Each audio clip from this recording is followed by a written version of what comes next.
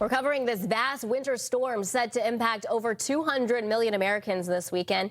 And now the hurricane hunters have made an expedition directly into this powerful storm. Their mission is simple: collect crucial atmospheric data to help support forecasters. This mission could help improve the accuracy and timeliness of winter weather projections going forward. So let's welcome in Sofia De Solo, flight director for the NOAA Aircraft Operations Center. Sofia, I've been so excited for this interview this morning. You know, we usually see the hurricane hunters during hurricane season, but what made this mission important to do to fly into this storm now? Yeah, this is a very high impact storm affecting much of the United States. And the more data that we collect in the storm is going to help us make a better forecast. So it's very important that we go out there, we collect this information out in the Gulf, and this is going to improve the forecast for such a large populous area. Now, when you're going into these missions, what kind of data specifically are you collecting, and why is it so critical for the forecasting? Right, so winter forecasting is particularly difficult. So we are flying in the Gulf, releasing instrumentation called drop zones. And I like to describe them as paper towel tubes with scientific instrumentation that collects data on temperature, dew point, wind speed, and pressure. And these paper towel tubes, or these drop zones, fall from the aircraft with a parachute and essentially give us a 3D image or a profile from the aircraft down to the surface.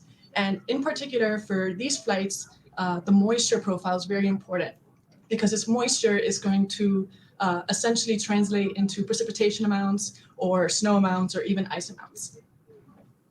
And one of my favorite pastimes, going on weather Twitter before I go to bed. And I was on earlier this week and I was scrolling, and one of the hot topics was about how the hurricane hunters were going in and collecting more data and how it was going to be ingested into some of the models that we're looking at. So how quickly does that information get into the models?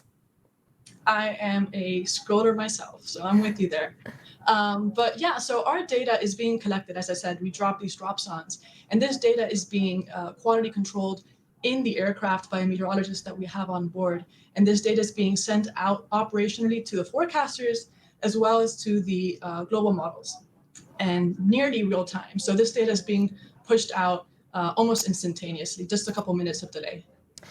Obviously, winter storm, much different than a hurricane. So what are the conditions like? How does that compare? Right. So in hurricanes, we tend to get a lot more convective activity. So this means we fly through the tops of thunderstorms, which gives us a lot of turbulence due to the clouds and the upward motion due to these strong thunderstorms. When we're flying these kind of missions, we experience a lot more clear air turbulence, which is still turbulence, but it tends to catch a bit more off guard because there's not really any visual cues. It's more due to changes in the wind field that causes for some turbulence. The flights tend to be a lot clearer skies, again, in a hurricane, as you suspect. A lot of big clouds, and in these kind of missions, the clouds are a lot lower, but still very important.